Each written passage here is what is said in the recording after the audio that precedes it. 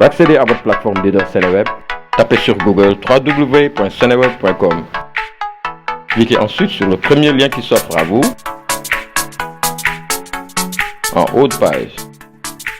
Et voilà, le tour est maintenant joué car vous avez le monde chez vous avec le site numéro 1 de l'Afrique francophone. Bonjour ou bonsoir chers internautes. Merci de rester fidèles à votre émission La Joie de croire sur Seneweb. Aujourd'hui, nous allons vous parler d'un sujet ô combien important. Il s'agit du 25e anniversaire de la venue de sa sainteté ou Saint Jean-Paul II, puisqu'il est décédé. Et donc, quand il a été pape, il a rendu visite à notre cher pays, le Sénégal, en 1992. Et cet anniversaire sera bien fêté ce week-end ici chez nous au Sénégal, précisément à Dakar, que ce soit au stade Amadou Barry, que ce soit à la cathédrale Notre-Dame des Souvenirs africains. Donc, ce dimanche, il y aura une grande messe à partir de 10h30 avec tous les évêques du Sénégal et du nonce apostolique. Parlez-nous, tant soit peu, de la vie sacerdotale de Jean-Paul II, Saint Jean-Paul II. Voilà, nous sommes donc la naissance de Jean-Paul II, le 18 mai 1920.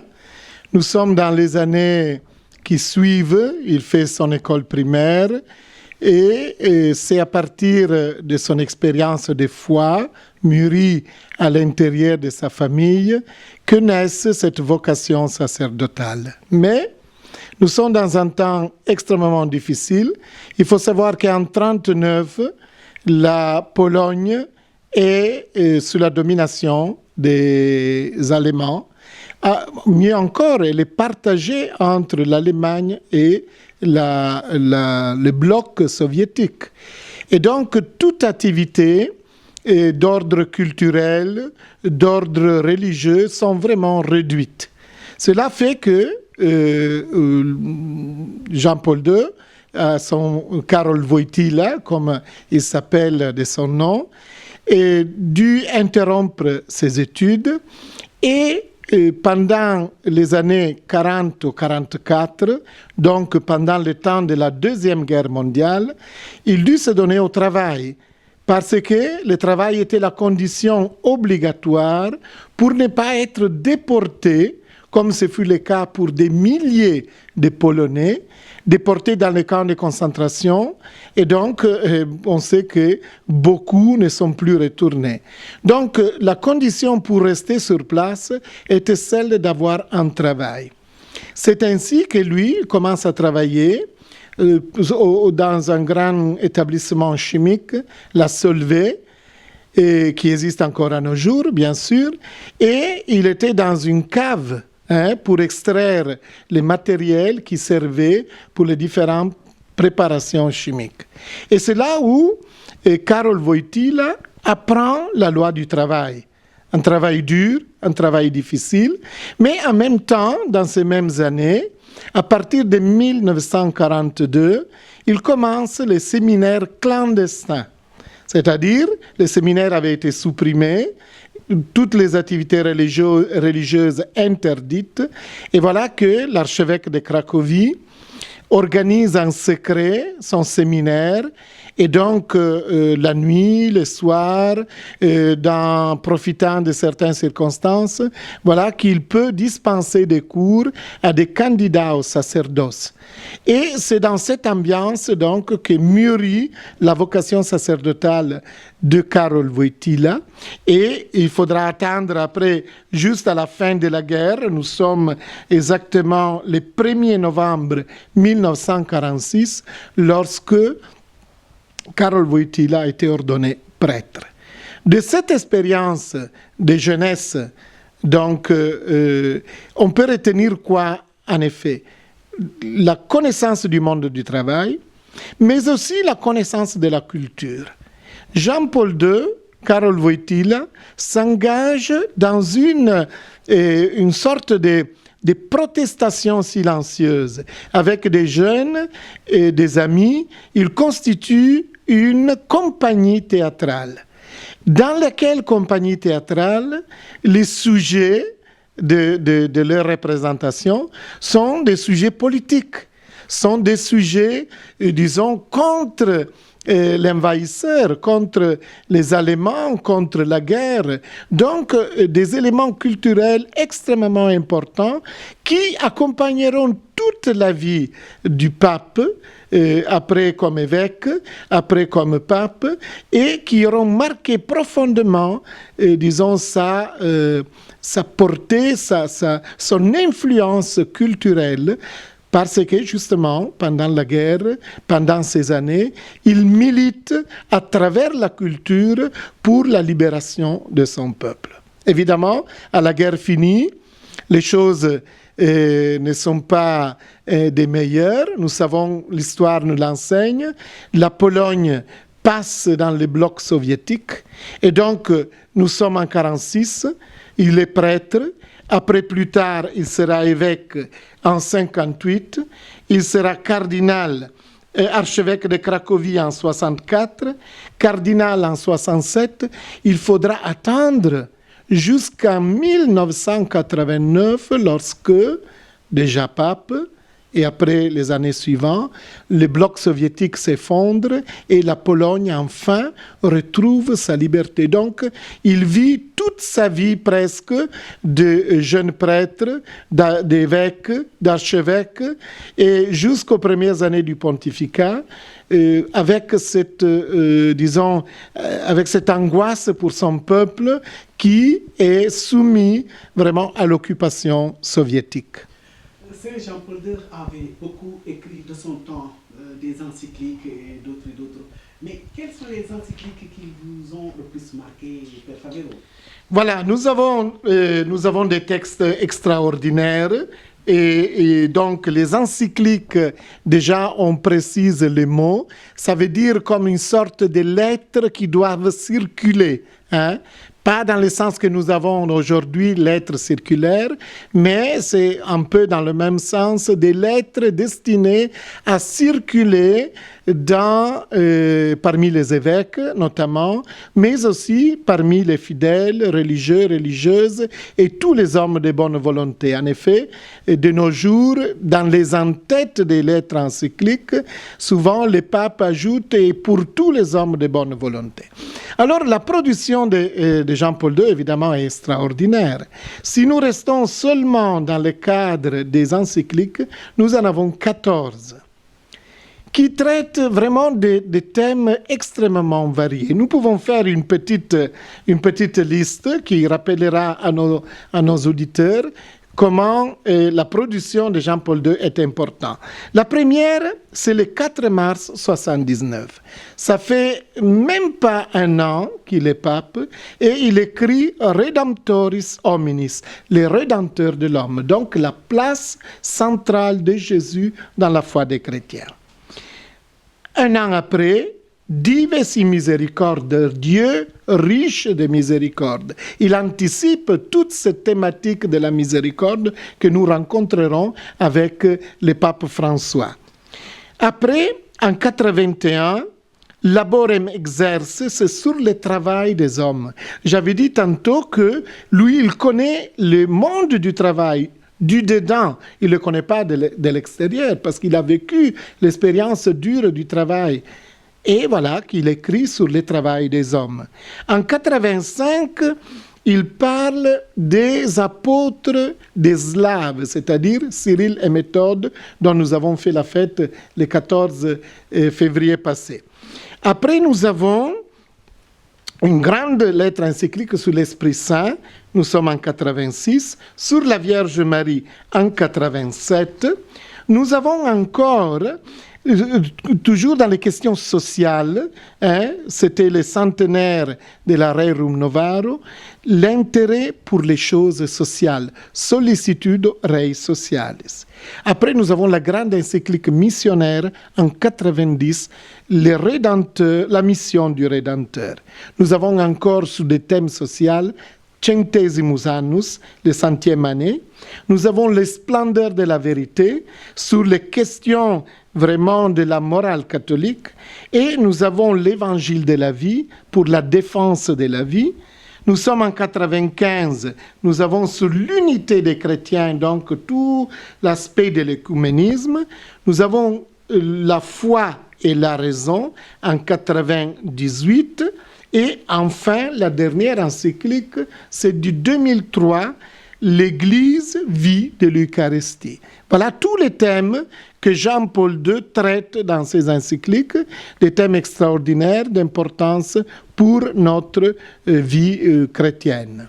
Venons-en maintenant au JMJ, Journée mondiale de la jeunesse, qu'il avait instaurée en 1985, si je ne me trompe. Et d'aucuns disent qu'il a été inspiré par le Saint-Esprit. Qu'est-ce que vous en dites en un mot? Voilà, en un mot, je dis, les JMJ naissent à travers une expérience extraordinaire. Nous sommes en 84 pour la précision. Et Jean-Paul II fait appel aux jeunes. En 300 000, il se présente à Rome. C'était le premier dimanche de Rameau dédié à la jeunesse. Mais il n'y avait pas encore la journée de la jeunesse. L'année suivante, 1985, l'ONU décrète une année internationale de la jeunesse. C'est là où Jean-Paul II prend en main la chose et dit voilà, l'année passée on s'est retrouvés à Rome pour commencer un dialogue entre nous. Maintenant, l'année prochaine, venez encore, nous allons partir de Rome pour un pèlerinage qui nous amènera partout dans le monde. Et la première donc journée que l'on considère effectivement officielle, c'est en 1985, c'est à Rome. Nous avons là déjà, à ce moment-là, presque 500 000 jeunes qui sont venus. Et après, il y a vraiment une croissance dans les journées. Nous avons Buenos Aires, Santiago de Compostela, Sestokova, Denver aux États-Unis, Manille, avec 4 millions de jeunes qui participent à la messe finale.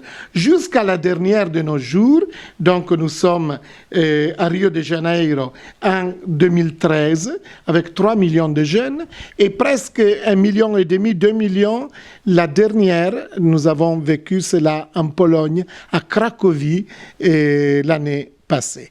La prochaine, qui nous attend en 2019, ce sera à Panama, dans l'Amérique du Sud. Qu'est-ce que vous en dites? Voilà, je dirais que si on doit définir, disons, quelques appellations, évidemment, les appellations plus fortes, à mon avis, ça c'est un jugement personnel, c'est sûr, les papes des jeunes, avec cette aventure de à peu près 30 ans de JMJ, nous sommes vraiment dans une expérience unique. Mais le pape Jean-Paul II a été surtout, si on peut le définir ainsi, un pape politique.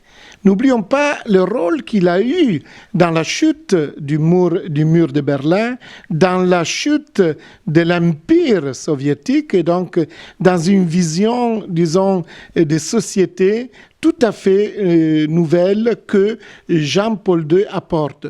Et on dirait le pape de l'équidistance, c'est-à-dire il n'accepte pas le bloc communiste, mais il est très critique avec, disons, le bloc consumériste, c'est-à-dire notre société occidentale.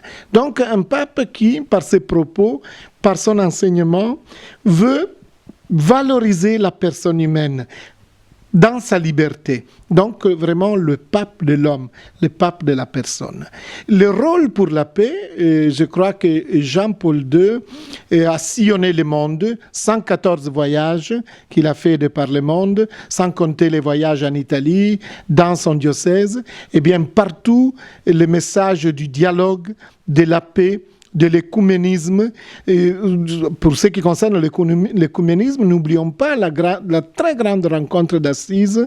Nous sommes en 85 et voilà que la rencontre d'Assise nous montre cet aspect vraiment écuménique et des dialogues interreligieux du pape Jean-Paul II. Après sa mort, aussitôt la foule scandait Sancto subito, c'est-à-dire Saint tout de suite. Mais bon, il a fallu que sa sainteté, Pape François, vienne pour qu'on ait cette canonisation qui a été tant souhaité par tout le monde entier. Et donc, de son temps, il paraît qu'il a eu à faire 2 miracles. Pouvez-vous revenir grosso modo sur sa canonisation? Voilà. Dans les procès de canonisation, de béatification avant et de canonisation après, l'Église demande qu'à chaque étape, il y ait un miracle qui soit reconnu par une équipe de médecins, et donc pas, disons, c'est pas des histoires qui sont inventées, c'est des choses scientifiques qui sont témoignées à travers des analyses médicales. Et donc, nous sommes d'abord à son enterrement, à ses funérailles, la foule s'est criée, voilà, Santo subito, qu'il soit tout de suite proclamé saint. Et en effet, le pape Benoît XVI, qui lui succède, et disons, enlève la limite des 5 ans. Donc, avant, il fallait attendre 5 ans de la mort pour ouvrir les procès de canonisation. Maintenant, pour le cas spécifique du pape Jean-Paul II, le pape Benoît XVI enlève cette limite. Et voilà que nous sommes déjà donc devant le premier miracle. Il s'agit là d'une religieuse, une religieuse des sœurs de maternité catholique que nous avons ici au Sénégal. J'ai eu la chance de connaître personnellement cette religieuse qui a donné son témoignage ici à Dakar il y a quelques années. Et cette religieuse souffre d'une maladie assez grave, le morbe de Parkinson. Donc, elle tremble et voilà qu'elle se confie à la prière disons, à l'intercession de Jean-Paul II et la guérison arrive. Il y a de très bels témoignages. La deuxième, et donc, nous sommes en 2011, la béatification. Et voilà que le deuxième miracle arrive. Il s'agit d'une dame de l'Amérique latine, Floribet Mora Diaz, qui souffre d'un anévrisme au cerveau. Elle est costaricienne. Et voilà qu'elle aussi, devant une prière incessante, elle se retrouve d'un coup guérie et le miracle est attesté et documenté par les médecins. Et donc cela vaudra exactement la canonisation du pape Jean-Paul II, ensemble avec le pape Jean XXIII. Nous sommes le 27 avril 2014. Et en conclusion, puisque c'est de cet événement qu'il s'agit, le 25e anniversaire de la venue de Saint Jean-Paul II au Sénégal, qui est fêté ce week-end, le vendredi, le samedi et le dimanche, puisque le dimanche, on va clôturer ce jubilé par une grande messe avec tous les élèves du Sénégal et du nonce apostolique à la cathédrale Notre-Dame des Souvenirs de Dakar. Qu'est-ce qu'on peut retenir de cette grande visite du Saint-Père? Voilà, je crois que la visite du pape Jean-Paul II au Sénégal a marqué profondément notre communauté chrétienne et aussi bien notre communauté, disons, sociale et notre communauté musulmane. Nous sommes devant un personnage qui a un fort charisme humain et a une grande profondeur religieuse. Lorsque Jean-Paul II met son pied et baise le sol du Sénégal, cela déjà, on peut dire, déclenche vraiment la compréhension de tout un chacun, toute religion confondue, que cet homme n'est pas venu pour les chrétiens, pour les catholiques, mais est venu pour tout le monde. Et dans tous ces discours, le pape viendra, depuis son allocution au président de la République, à l'accueil, et en plus, dans tous les discours que le pape fait ici au Sénégal, il alimente cet esprit du dialogue. Et il recommande vraiment à la société sénégalaise, aussi bien chrétien que musulman, de vivre dans cet exemple que le Sénégal constitue dans le monde des dialogues interreligieux. En particulier aux jeunes, au stade d'Emba Diop, ce fut vraiment une apothéose, là où le pape rappelle aux jeunes, chacun de vous a reçu des talents. Mettez à fruit vos talents. C'est ça le grand message qu'il a lancé aux jeunes. Mettez à fruit vos talents. Il s'adresse au synode diocésain comme s'il avait vécu, parce que vraiment, il encourage chacune des commissions à vivre vraiment cette communion ecclésiale et à poursuivre ce travail d'enracinement et d'inculturation de la foi.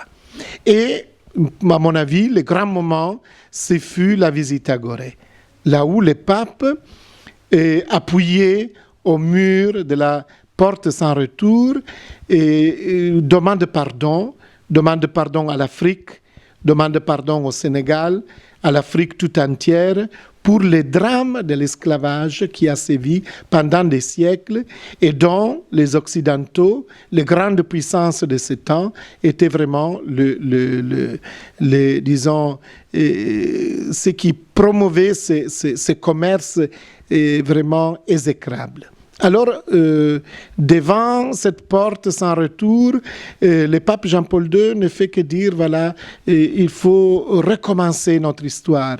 Il ne faut pas que cette tâche reste dans nos mémoires comme quelque chose qui nous fera du mal, mais il faut recommencer sur des bases nouvelles, le respect, les dialogues, l'entente au niveau de l'humanité. Il n'y a pas de différences et distinctions entre noir et blanc, mais nous sommes tous les enfants de Dieu.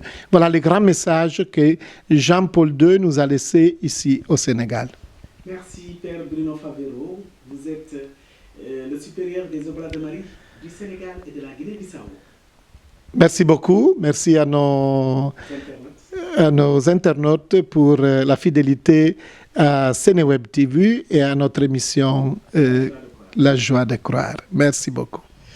À l'instant, c'était l'entretien que nous avons tenu avec Père Bruno Favero, supérieur des Oblats de Marie.